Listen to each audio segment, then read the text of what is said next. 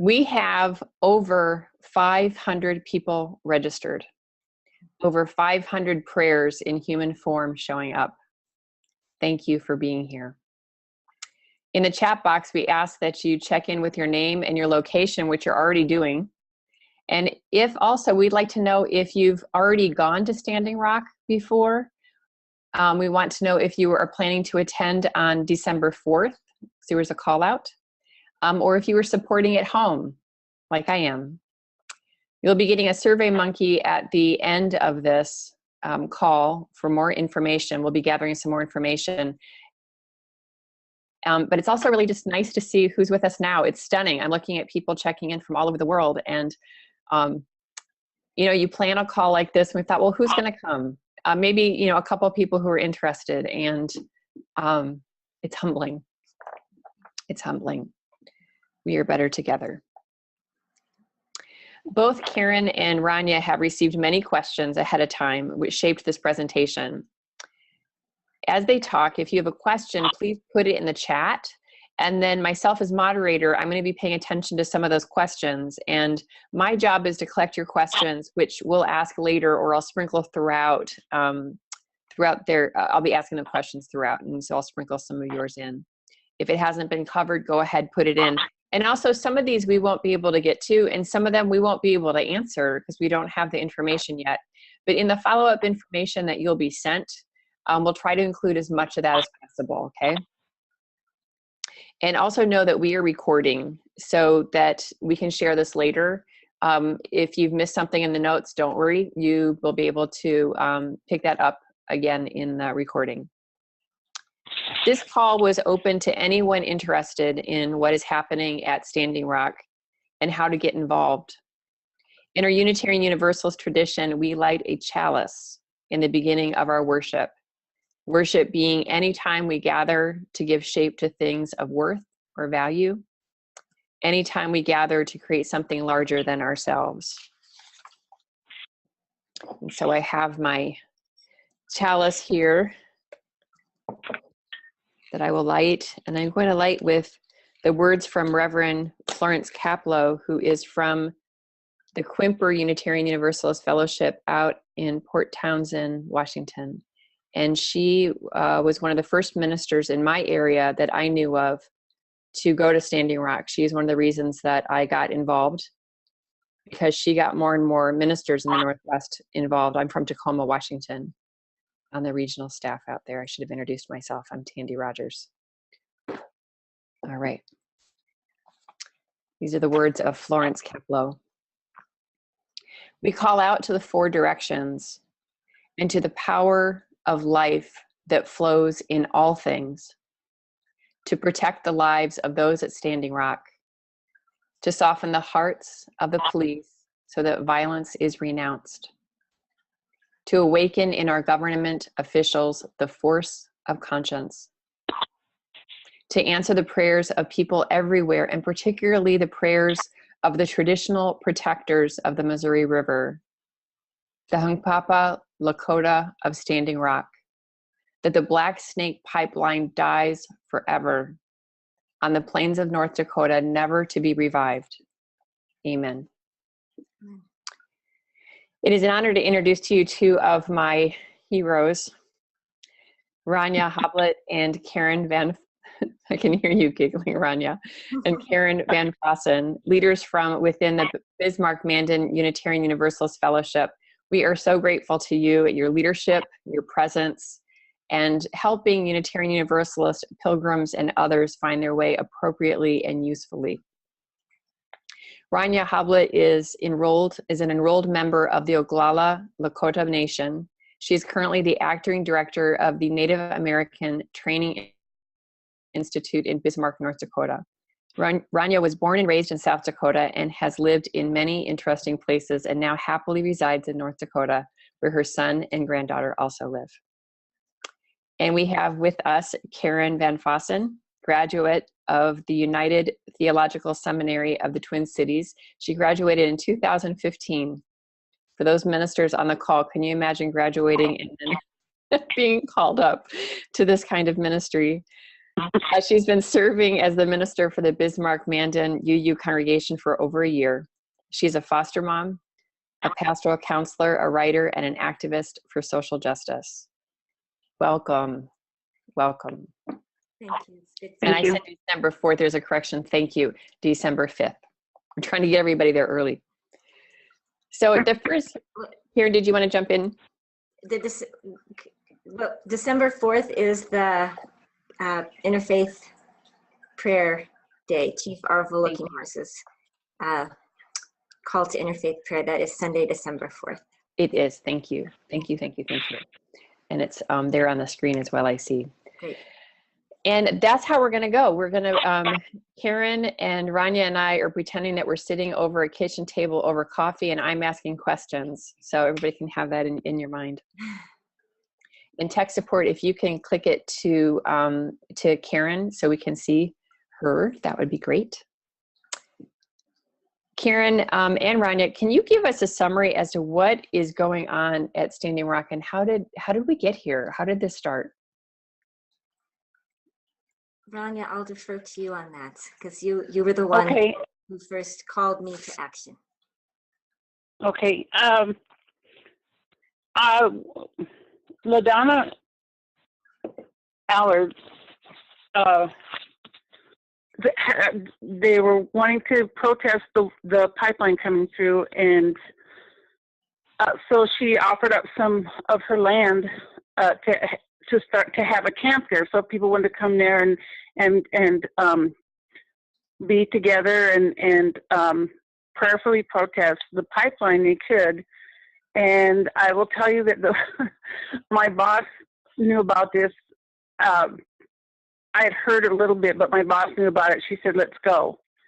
And so we went. It was in April, and we went to where the camp was, and it was quite the windy road, and it was about North Dakota, and I just couldn't figure out quite where we were going. And we get there, and we go down we're next to the river, and we go down this hill, and we're looking for a camp, and we get to the bottom of the camp. We get to the bottom of the hill. There's a teepee, there's a porta potty, there's a fire that is not burning, but a campfire, and there's nobody there, and we can't figure it out.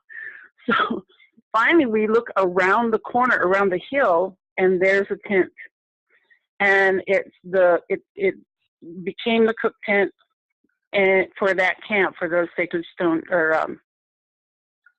Sacred Stone Camp. And there were maybe 5 people there. Probably maybe were 10 people on a pretty regular basis there, and they were cooking, and preparing a meal for anybody who would stop by.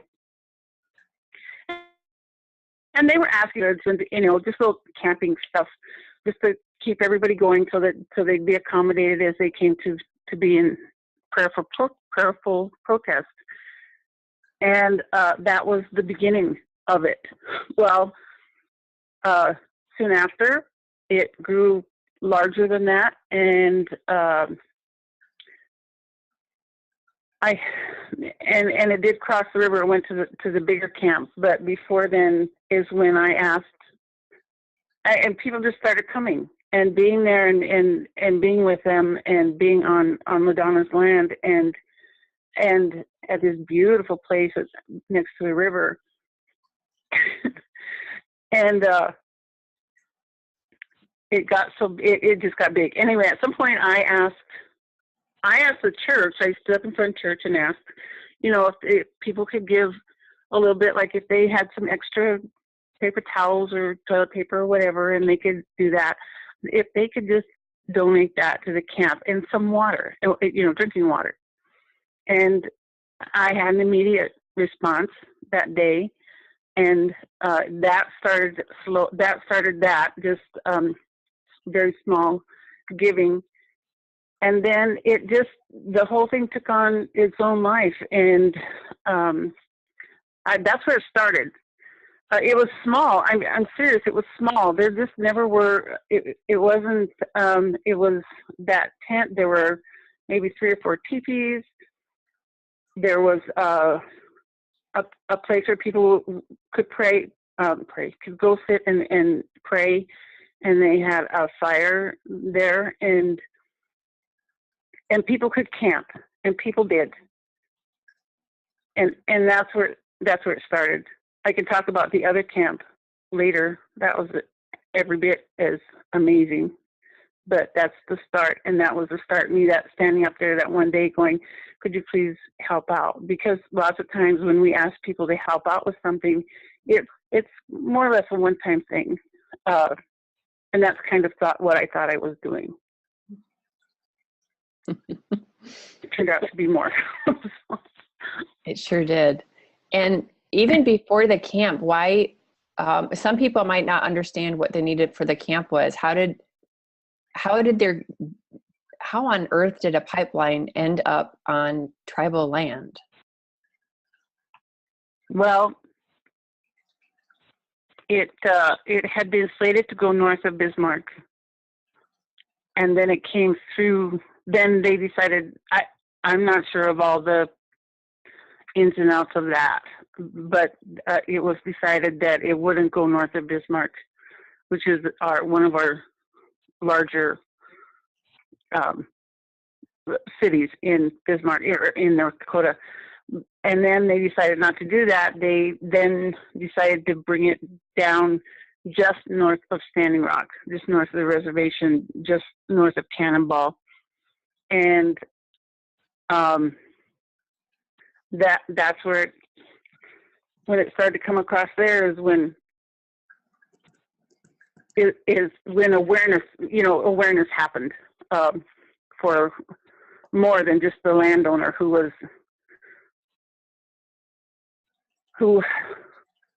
was worried about her, not just her land. She's always been worried about more than just her. But if I could interject some history here, the dams, the Pick-Sloan Act created, I think it's 5 dams on the Missouri. And if you look at that and where the dams were placed along the Missouri, every one of them is in the vicinity of a reservation, and every one of them every one of the dams covered land that had been settled by Native Americans for a really long time, way before anybody else got here, because those are rich bottomlands. We all know what that looks like, and it provided well for the people who lived there. And so anyway, so historically it was nothing to run that across the northern edge of the reservation. It had been done before, not just the Missouri River, not just the Pick-Sloan, but in many places. So it probably didn't even feel wrong or different to a lot of people who were in charge of that and who made that decision. Right. Rania, this is Tandy again. I think that might be why we have so many from the Pacific Northwest coming out, is we see that all the time on the reservation lands out here as well. It's a disgrace. Jump in, Karen. Yeah, I'd like to just jump in a little bit.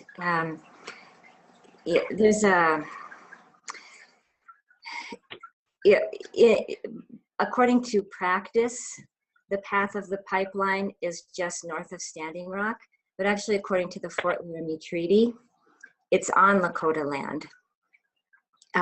And so that's a very, very important point that is that's crucial to the stand that our congregation, Ranya's and mine, has taken.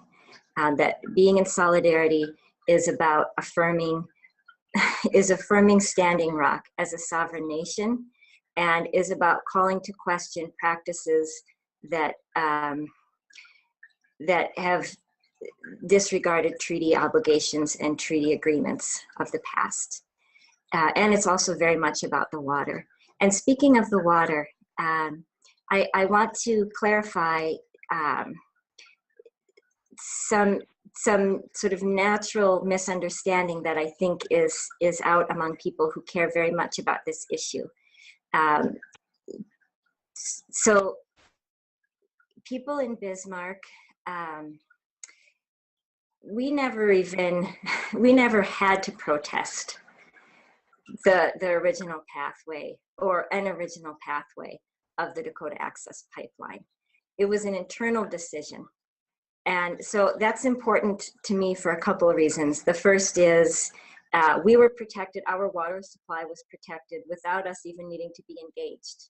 I can't find anybody who knew until they read it in the paper after being in solidarity with Standing Rock that the pipeline was ever slated to go upstream of our water supply. And also, it's important for me to say that because those of us who would have objected, who would have said no to the pipeline north of our water supply, are the same people who are now saying no to the pipeline north of Standing Rock's water supply. Thank you. There is, there's so many layers, there's so many intersectionalities to this. And I want to encourage people who are going and people who are praying to hold all that complexity, both in your prayers and as you're reading the newspaper, as you're advocating, as you're talking with other people about it. Thank you. Can we go, Karen, I'm so curious as to what was going through your head as a minister. Did you have any idea what was coming when you said yes? No. No, I She would have run. and you know, the reason I had no idea is because what I would call the miracle at Standing Rock defies my imagination. It absolutely defies my imagination. And so, so in my experience, Rania came before the congregation and made a request. I think it was for toilet paper. Wasn't that the main thing at the time? Yeah, paper goods. That was all I asked for, and maybe water. Yeah, so that's what we did, and then we were invited to be a drop-off site, the local drop-off site for Bismarck Mandan to take supplies. We did that. We went and volunteered. We proclaimed our solidarity. We started a Water is Life series here at the congregation. We have been very honored with a lot of support to be able to give an interfaith yurt to Ocheri Shakoi camp.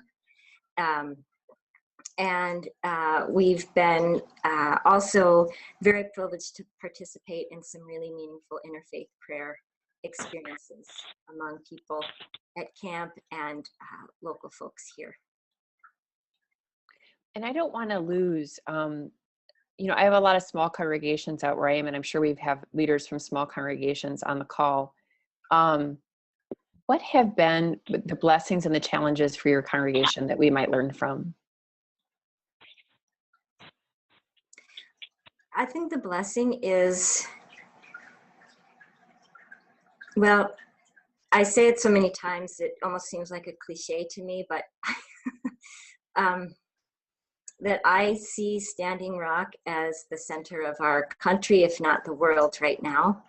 And to be able to be in solidarity with people who are offering an opportunity to us to shift our culture and our cultures toward ways of life that affirm our earth and our own lives. It's a blessing I could never have known to hope for. And the challenges that come with that have to do with all the things that make that blessing so necessary at this time. Yes. Rania, you can jump in if you want. Please jump right on in. Okay, so I'm going to start with the challenge. The challenge is, for me, as one of the few Native members of that church, I've gone through times of just not feeling like, well, do they really want to do this, or you know, there just seems like so much energy is going toward it, and I just wondered if maybe they don't want to focus on something else, and you know that lasts about 2 seconds because if you know this congregation and maybe even some of your own congregations, they just kind of don't do anything they don't want to do. And if they have another challenge or something in their life that they're doing, I don't think that anybody stopped volunteering or in any other area of their life, dropped everything for this.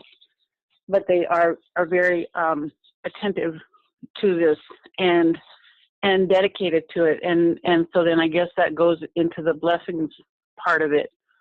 And but the another challenge is to in our community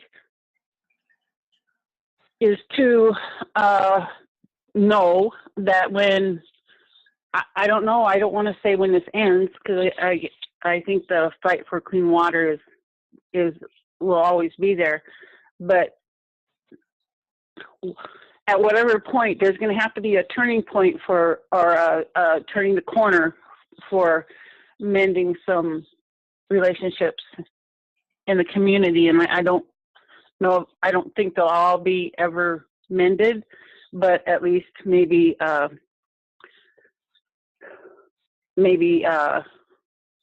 addressed, and hopefully the racism or whatever it is, and honestly, there's racism on both sides.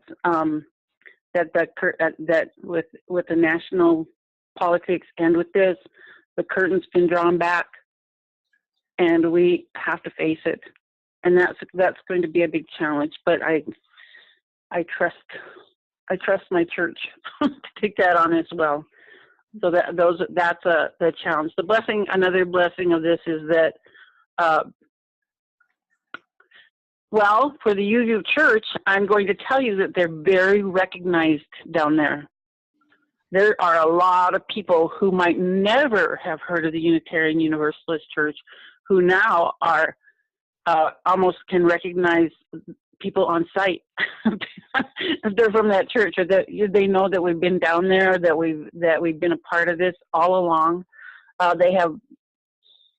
We have, when we bring things down there, we sign off and we tell them that we're from the church, and they know we're there. And I think along with everything else, when you're there and you're there in solidarity, that it's recognizable. And I'm glad that I belong to this church and this organization, and that what I do would be appreciated normally, but I'm glad that it's also appreciated because I'm part of the UU. Okay, Rania, we were laughing at Tech Check earlier today that I was going to try really hard not to cry on this call, but there you go. I am so humbled and blown away by that. Can you tell me so that we keep doing it, what is it that Unitarian Universalists have done to earn that, both from your congregation and those who have been there? Which also leads into the next question of, what does a typical day at camp look like? Okay, well, Karen's probably better at that. But it's a typical day. But in any case, the other part of what the UUs have done to earn the respect or earn the people knowing who they are. I think because when they go, they go in a way that isn't to take over anything. They're there to serve. They brought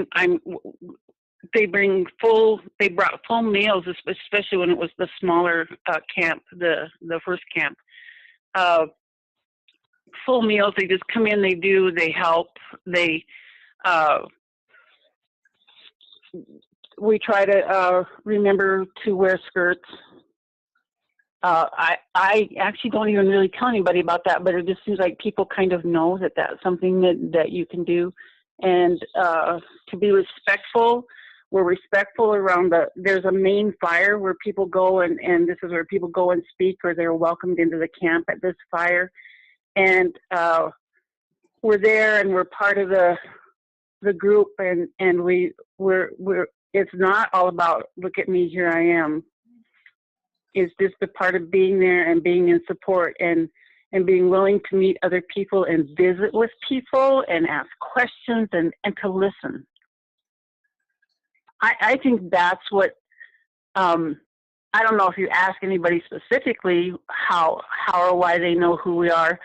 They might not be able to tell you, but I'm telling you that because that's the attitude of people going in, of the church people going in, or the UU people going in, that they just, at some point, they know who you are.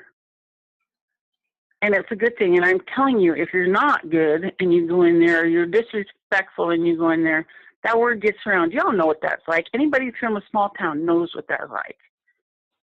And this is a small town. It's 1,000. My hometown is 1,000 people strong. Has been for as long as I've been alive. That's where this started. And I know for a fact that I couldn't drive across town with when I wasn't supposed to and not have my mom know about it.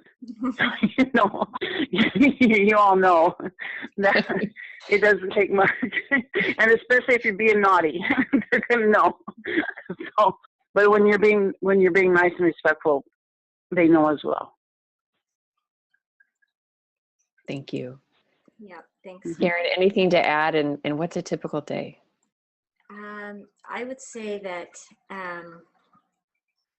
a typical day begins maybe a little before you want it to, with usually an elder on the loudspeaker inviting you to wake up and come and pray, and to fight the black snake, and to be in solidarity, and to come together.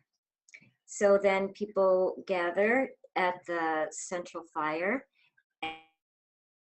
and pray and gather there at various times throughout the day. And when I'm there, I like to spend time in the kitchen, helping to prepare meals and helping to serve meals. The camp is getting very, very, very organized. There's a lot of infrastructure that is developing both physically and systemically. And so there are camp meetings that happen throughout the day. There are opportunities for organizing and collaborating.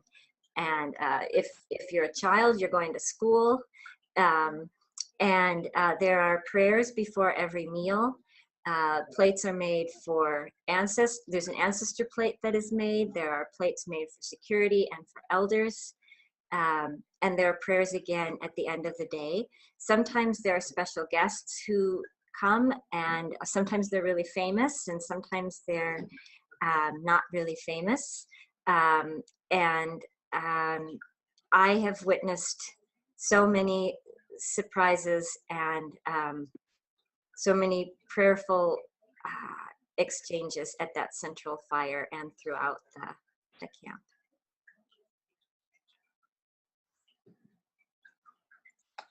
Thank you very much. I've got a couple questions that have come in, and this might be, I'm going to ask, so what are things that we should know about the people of Standing Rock? And the people who are at the camps, who are the folks who are at the camps? And then somebody had a very specific question of how do we refer to Native American, Indian, Indigenous peoples? And first, what is the proper term to use? And how do we refer to American Indian people's faith? Like the question is, for example, for others we say Christian, UU, Muslims, etc. There's well,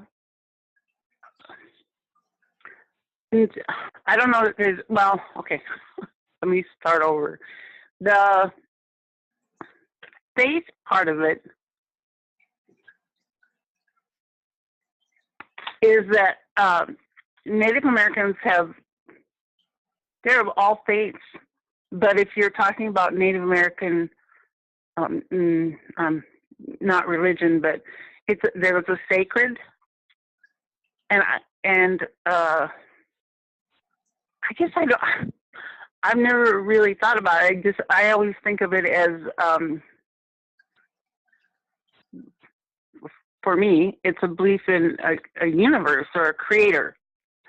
often they talk about creator, but then there are some really strong Catholics, they're Episcopalians, they're they're everything else, Baptists, whatever. You get it all. So I don't know. I don't know if that you would you couldn't put everybody in one thing. I don't know if I answered that question really great or not, and I apologize to the person who asked. If you have Rania, I think you answered perfectly. As far as what to call people, for the most part, you can say American Indian, you can say Indian, you can say Indigenous, First Nations people. That comes from Canada, but I will say that overall, to my knowledge, there's nothing that is. If somebody doesn't want you to call them American Indian or Indigenous or whatever the term is that's being used, they will probably ask you, and I think overall they will be kind about it. It's nothing, but please don't worry about it. If you're used to using one term, just use it, and as long as it's done, and you're just visiting with people, then it's okay. They will let you know if that's something that they object to, but for the most part, I don't think that any of us really worry about it too much. I will tell you what Indian people do, and this might be something that you want to think about when you meet Native people. Is it's really kind of, I like being asked where I come from. I like that. I like being able to say I'm Oglala Lakota. And so that might be something that you want to ask them, but don't worry about the other part. And what was the other one? Oh, I don't know. Is that it? Did I answer the question? That was wonderful. Okay. And I want to emphasize something you said about the don't worry about it, that when we show up in talking to my UU siblings in faith here, particularly white UU siblings of faith, that when we show up in places, in communities that we're not used to, we're going to be awkward. And that's part of us. I consider that our spiritual discipline of the time. And so please leave the white fragility at the door and jump in and try. And try not to be offended, particularly if somebody corrects you on something, they're giving you a gift. Yeah. If you're in that camp, honestly, and we're probably going to say this about 100 times in this, that if you're at that camp, it's because you're there in support. And they will recognize it. Anybody who's in that camp will recognize it, or should. So if they do correct you, or if you do get corrected, or if there's something, or if you're listening and you hear something that you don't understand and you ask about it, great. Just like if anybody came into your community and they weren't sure about something, or how do I do this, or when you go to somebody's house and you don't know what their traditions are, ask. That's all you have to do is ask. People are so happy to tell you, to help you out. And if they don't know for sure, they'll probably find somebody who can tell you. Excellent. Well, on that, I have a question, Rania. Rania or Karen, I know if I go visiting in my community, in my Muckleshoot community, I bring a gift to the elders, and particularly tobacco. So is that, what are the customs at Standing Rock? Or at the camps? You can take tobacco. If you take tobacco, you could probably take it to the camp, or sweetgrass. I don't know what else you have, but if you have something that you do in your community, then it's welcome there.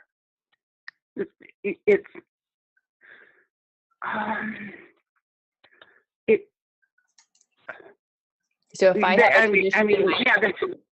have a tradition in my German farming family, if I brought something that I would normally take to my maternal grandma, and I would bring it to the elders, that would be welcome. Yeah, and I don't know what circumstance this would be, but if you go, if for some reason, I don't know, if you're there and you are asking them to do something, I don't know, asking them to pray, or probably might be the case. That in particularly then is when you would offer tobacco and then ask them, you know, for the support, for the prayer, and it's. Thank you. Or even if you're doing something like you said, like you're bringing it, and whatever it is you do, if you say, when I go visit my grandma or my grandpa or whoever, this is what we do in our family, that works too. All right, beautiful. Just so you're explaining to them, yeah. All right, so I'm looking to my siblings in faith again. You do you, and it's that the bottom line, I think, is to be in relationship, to be an authentic relationship. Mm-hmm. Karen, would you add anything? Well, I think I would, and I've been watching the questions popping up, and I'm getting excited to talk about some of those things that are popping up there too. Go for it. But I guess one thing I just want to add about relationship is, you know, that may, and I speak as a Euro-American, mostly Euro-American woman, and relationships are really important, and I treasure them, and no one's under any obligation to have one of those with me, just because I'm in solidarity. And that's important to me. You know, sometimes when I am there at the Central Fire and I witness traditions that are alive with prayer and alive with dance and alive with practices that are shared, and I feel a longing and a grief, that's mine to hold, and that I see that as the way that institutional racism, which is sort of set up to benefit me, actually doesn't. But that's my grief to hold, not anybody else's. That is such a good distinction. Thank you. Thank you. So I know there are really urgent questions about the eviction from the Army Corps of Engineers and the evacuation order from the governor and the talk of fines, and now I'm hearing different news about the fines. Would you mind if we went into some of those topics? You go right ahead, yes.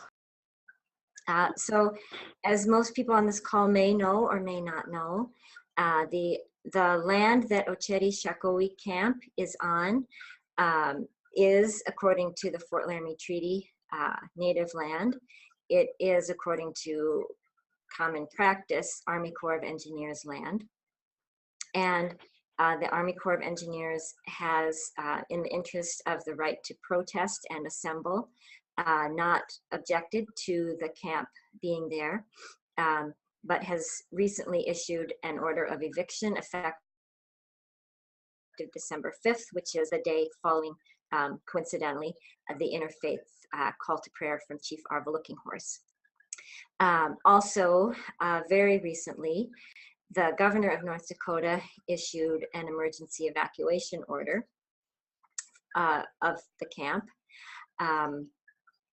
And even more recently than that, we were getting news that those who are taking supplies to camp or are suspected, somehow identified as people who might be taking supplies to camp and stopped, would be subject to search and fines up to $1,000. So there's I'm just hearing news tonight that maybe the fine is not going to happen after all.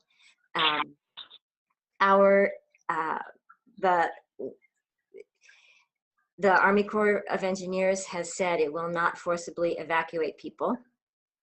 The governor's office has said they will not forcibly evacuate people. What they will do is cease providing any kind of services, which were fairly minimal in my estimation. Anyway, but we'll cease providing services to the camp.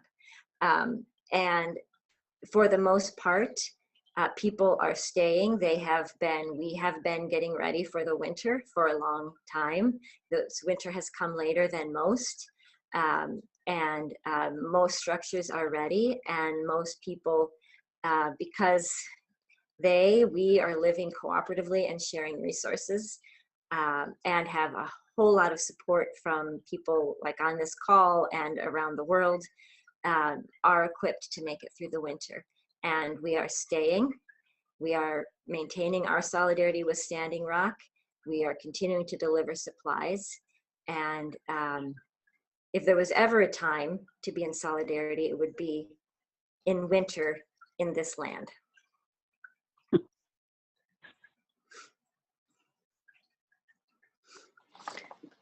All right. And what are some of the, now I want to think about the logistics. I'm seeing people already in the chat comparing, or you're almost like going to lists, it looks like. Make sure you bring this, that, and the other. What should we make sure that we bring? And what are things that can be left at home? Like I'm thinking probably leaving your dog at home would be a good idea. What are things that we should bring and not bring?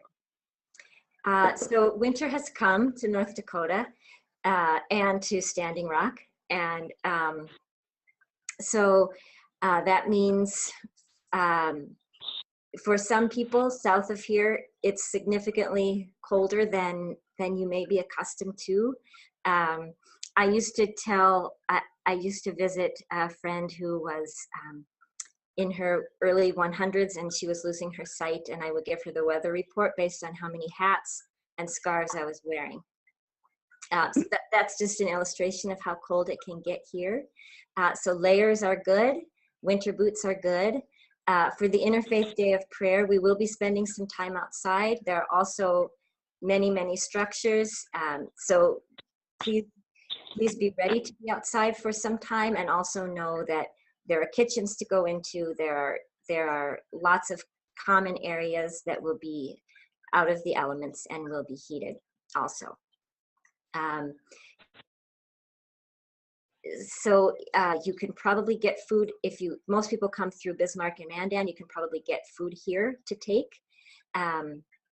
You can certainly connect with us at our church. It's our blessing and honor our whole world has flown wide open with the guests we've been able to spend time with who've come. And if you think you're going to camp at the camp, please be prepared for real live winter camping. It's really winter here. It really is.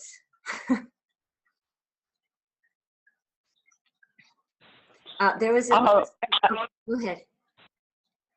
No, I was just thinking for other items that would be handy are those little hand warmers, like that you can put in your boots. If you're not used to cold weather, you're going to want to keep everything warm. You can keep warm. The other thing is that I was thinking is when you buy gloves, you can buy gloves, and if they're really great and geared for really cold weather, that's good. But you might want to bring a pair of mittens as well, because mittens are excellent. But you still would probably need more than one pair. Or they're just better if they have all your fingers together, and it's just better if you're not going to be having to do things with your hands that would require you not having mittens on. So that's my tip. That's my weather tip. Nice. And somebody was asking for specific temperatures and wind velocities. We've got folks from Alaska coming. So they folks from Alaska. I know. Yeah, we'll take you give us a lesson on how to handle the cold when you come. Yeah. Right. We're gonna warm it up for them here. Yes. So, I'm seeing some questions about are risks of arrest? What are risks of water cannons? How are we connected with the veterans events that follow? Those are a few of the questions that I've seen come up. Can I? Oh, go ahead. No, I just, when we get to the veterans thing, I have some words. Great. So much of the mainstream media coverage that people have had access to, where there have been arrests, that takes place on the bridge on Highway 1806, which is contested. It's a contested area for many reasons that we probably don't need to get into, that are rooted in all the things we've been talking about already. Whose area is this, and who gets to say what happens on this land? And the bridge is right by that. That is where the water cannons happened. That is where you see arrests. That's where a lot of the footage that's been very disturbing to us has come from. Some other actions have been where the pipeline has been dug or had been slated to be dug. And while people are oftentimes not anticipating getting arrested, sometimes they are. And at this point, it's been consistently the case that arrests do not actually happen at camp. That camp is a place of gathering and being together and living and praying, and actions that are not always intended to result in arrest, at least are not happening at camp. And so I know that there's always this is a camp that is taking on some of the largest power brokers in the world, and so there's courage that's needed in that. And I feel safer there than I do in Bismarck, North Dakota. And so in terms of arrest, in my experience, there has been, at this point, no arrest happening at the camp itself. Those are happening elsewhere, not where people are living. Did you want to add anything to that, Rania? No, I would like to also say that there are very few places in my world, and I've been a lot of places where I feel as safe as I do when I'm at the camp. So I have really strong feelings about that. Yeah. I know that I always have visions of Wounded Knee in my head, or the Sand Creek Massacre, of people in their encampments and then being surrounded, and I have that, and that's there. But I have to say that even though that's there, and there are people watching the camp, I feel safe in that camp. I feel like there are not a lot of other places I'd rather be. So, yeah, I wouldn't be worried about that either. Karen did a really good job of describing what the arrests and all that are there. If you're not in the front line, and you won't be if you're there, because the military, our veterans, are going to be there at that same time. So if you're not in the front lines, you're probably safe. You're more likely safe. And people are looking out for each other. Yeah. At camp. I mean, it's part of what is defying convention about the camp is that people without access to all kinds of modern conveniences aren't supposed to be able to survive on the land like that. But what makes that possible is looking out for each other. And that's what makes the place so safe and so healing in many ways. So about the Veterans Actions and the Interfaith Day of Prayer, I have spoken with Wesley Clark Jr. A couple of times about how these two events might be connected and also might be distinct from each other. Chief Arvo Looking Horse's call to interfaith prayer on Sunday will be a day of prayer. It will be rooted in prayerfulness and in sharing our various traditions. And the organizers of the Veterans Actions are encouraging people, particularly civilians, to come and join us on that day on December 4th. While we are praying, veterans will be in training. And then my understanding is that on the morning of December 5th, in mass, veterans will march into the camp, and they will come forward. They will present themselves to elders, and many of them will, particularly those who are not Native, will kneel and will acknowledge atrocities committed by the U.S. military against Native people over time, and will beg forgiveness. And the organizers and the veterans I know who plan to participate see an absolute relationship between coming together, people coming together on Sunday to pray, and then veterans coming together on Monday to be in solidarity, to ask for forgiveness, to gather strength, and to lend their muscle and their experience to Standing Rock.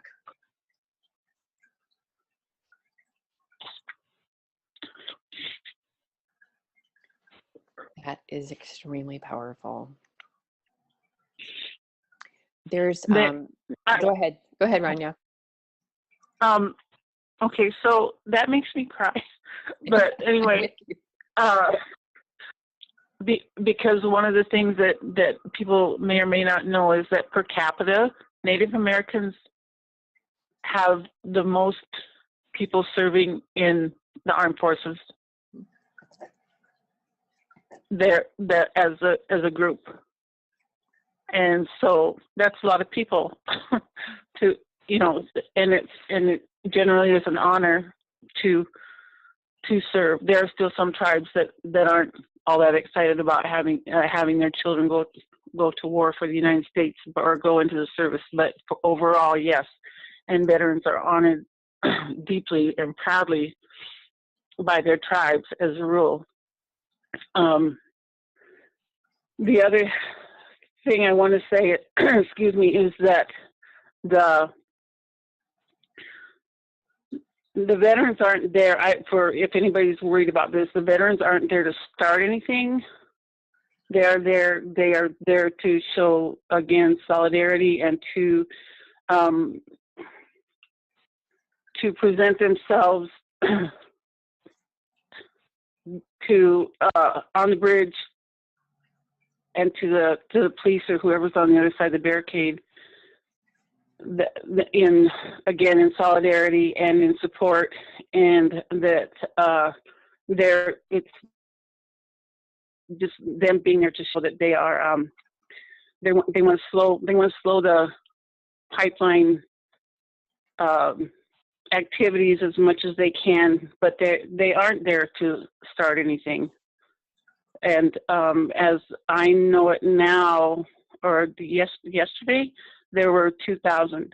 I think initially they were asking or thought there might be maybe 100. There are 2,000 veterans, including my son, who will be there. Oh, Rania. Thank you. Proud mama. We had a question about whether there are any specific prayers that we ask for. And I would say that this is a time when we are renewing ancient prayers and creating new prayers together, and singing songs in prayer. And my hope and request would be for those who gather together on the 4th, and for those who are in solidarity in prayer around the world, that we very consciously and deliberately, with every drop of water we drink and every prayer we utter, we express our gratitude to water and to people who have across history and time protected it. And as we make those prayers, I would love to receive them, and I can just imagine a world of prayers that we are creating together. And as we drink the rivers and the lakes that are our neighbors, that we make every action a prayer, and then we write it down and share it with somebody else or sing it out loud. That would be powerful solidarity with the water.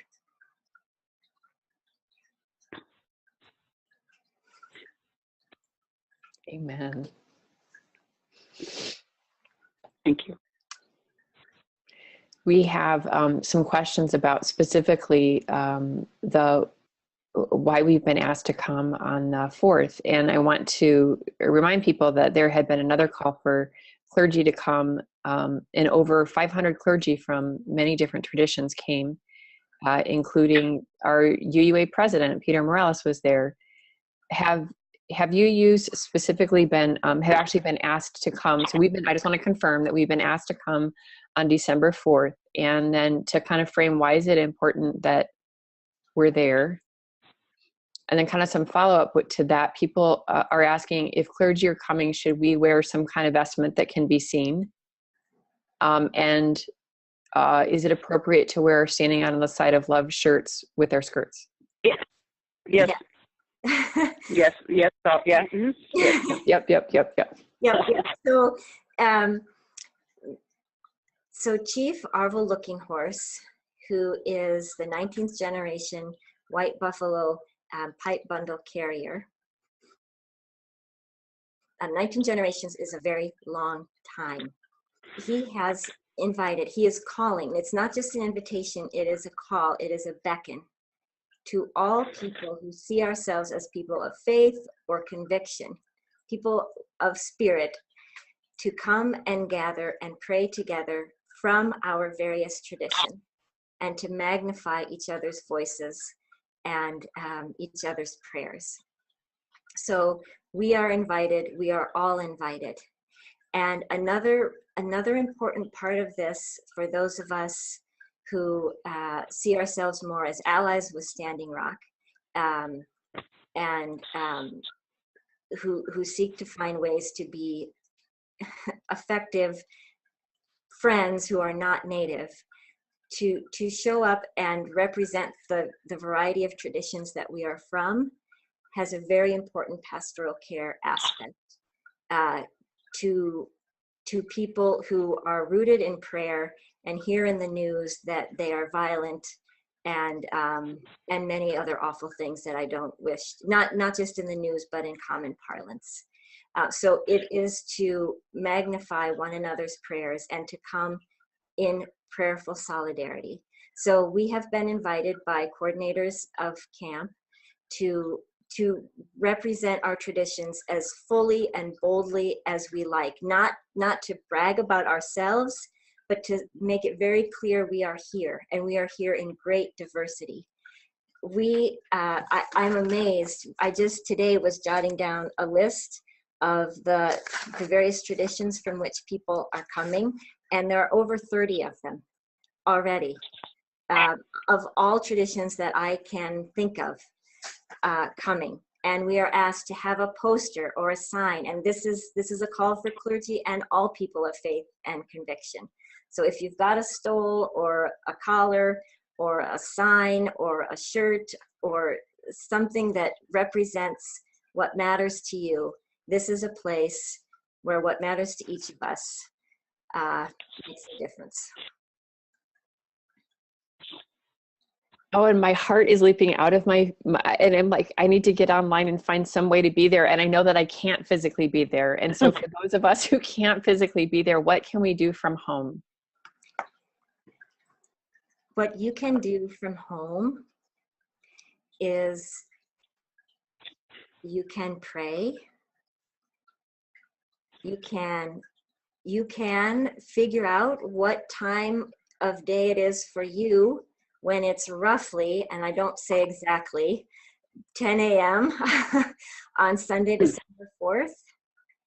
And, you know, people tell me and they tell my congregation all the time that they are praying for us, they're praying for Standing Rock, and they're praying for us. And it is making a difference. It is palpable. We can feel it. So doing that prayer really, really matters.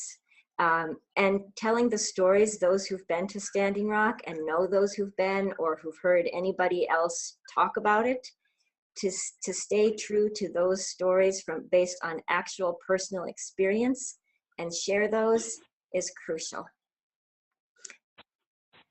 Just for starters. And I'm hearing out where I am, I'm hearing of people who are having gatherings in their home and gatherings at their congregation to be with other people and to send those prayers collectively.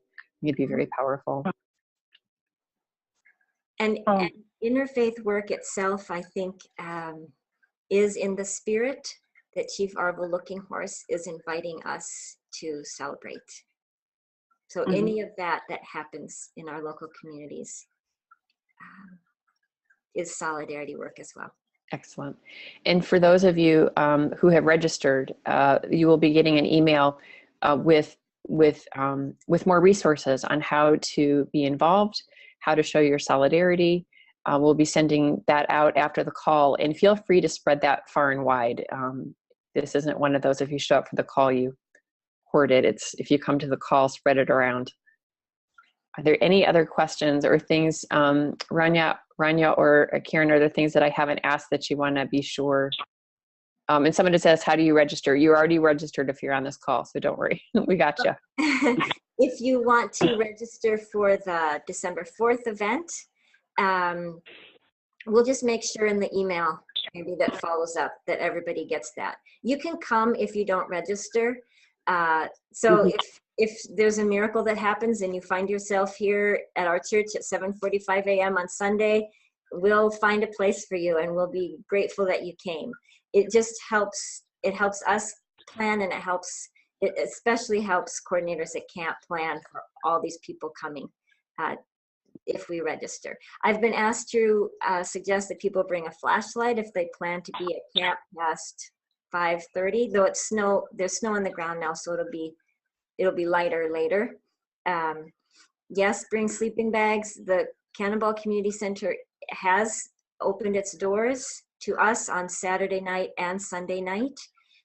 If you were trying to get hooked up with that and it wasn't clear to you, we are still following up. If you indicated an interest in doing that, we will follow up with you in your registration.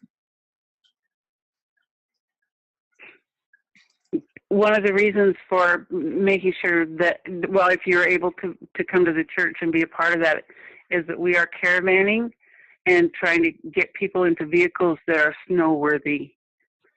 Because I'm not sure what the road conditions are. I'm assuming they'll be a little bit better by Sunday. We have decent weather until then, decent being between 25 and 30 degrees.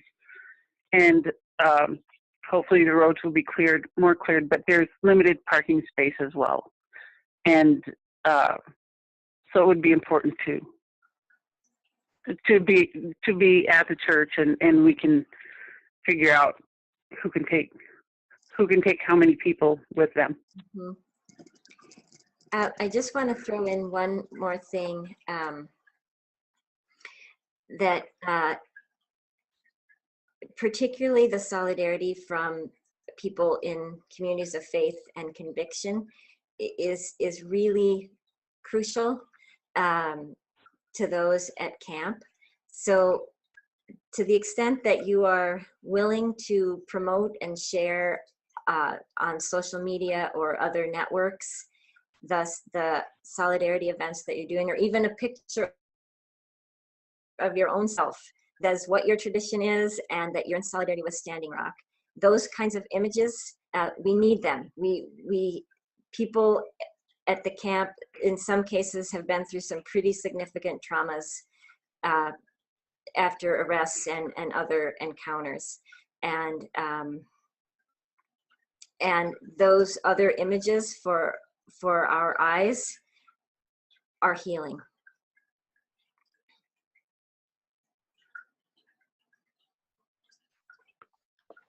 Excellent. Well, I'm going to ask, this feels like a good coming into an ending in that healing space. And I'm wondering if, oh, wait, one more, because I think this is really important. Are clergy able to volunteer at the trauma tent, talking tent? Yes. Yes. There's a hope that those who are volunteering to do that kind of wellness and trauma support will be engaged in some kind of orientation as they get ready to do that work, so that they're rooted there. So I would show up and offer what's available, and I think that would be a gift. I also saw about a hashtag. If anyone wants to throw one up here on the comments, I think we'll just run with it. And I also believe I saw that there's on Facebook a Facebook event for the Day of Prayer, and I'm wondering if I saw some hashtags associated with that as well. And so I'm going to turn to Angela and Chris, and maybe we can add that in the toolkit that's going out. Oh, there we go. Well, a whole bunch of, look at how creative our people are. Raina, there's a whole bunch of suggestions getting thrown up there. That's awesome. Okay. And again, can I have a... Oh, totally. No, go ahead. No, you jump on. No, well, because mine was just a practical suggestion. Mm-hmm. If you're going and you're going to be there most of the day, if you have a chair, like a lawn chair, the folding lawn chairs, mm-hmm. and you can just swing that over your back or whatever and have it available, because there might not be places for you to sit. If you have to sit that somewhere. That suggestion is gold. The nature of our response to what should you bring or be prepared for, to me, is a perfect illustration of the nature of this experience, that it's so organic and things change so often, that it's not very regularly that we get a chance to sort of think ahead. We're always sort of thinking within. Right. So as we think within this, these are the things that we think of. And there are, we can also keep sharing some of the suggestions. There is a Facebook page, and Angela, I'm going to turn to you to see if you can put that in the chat. A Facebook page for UU presence at the camp, and people have been posting lots of information on there. But usually it's been like big picture informative stuff, or responses or stories of when they've returned, or if they're there. We can get very practical there as well. So feel free to use that Facebook page. And there are also I see books being recommended. Maybe we can gather some of those suggestions in a follow-up email and make sure everyone gets those as well. Wonderful. Okay. Friends, I think we're at that time. I have a closing for us, and just remember that when the survey comes through, I know I often see a lot of surveys and I'm like, I don't have time for that. Please do fill it out when you see a survey coming from, I suspect it'll come from the College of Social Justice, from Angela or Chris. Do fill it out so we can keep a better track as to who's been there. And I say that not just for preparing for the now, but also in telling the story for the next generation. We haven't been always good about keeping our histories for the people yet to come. And our stories are really important, because I don't know about you, but in these times I turn to the ancestors and to remember who I come from and what is expected of me. So let's do that for the next people. Yes. So if you have found inspiration here, tell others. If you were amazed by the spiritual generosity and courage of Karen and Rania, emulate it and pay it forward. Whether we are going to the camps or supporting from our home, may we bring honor to our ancestors in our actions. May we bring love and justice to those who dwell among us. And may we act accordingly to preserve partnerships and respect for those yet to come. Amen. Amen. Thank you. Thank you. Thanks, everyone. It's an honor to be here. Thank you. Thank you. Yes. My thanks as well. Thank you so much. And I am going to get there someday. I'm going to, Ryan and Karen, we're going to share a meal someday. Someday we will. I look forward to it. Yes. We will drink the Missouri River together, right? Yes, yes, yes. Yes. All right, everybody be well. Prayers going with you. Thank you. Thank you.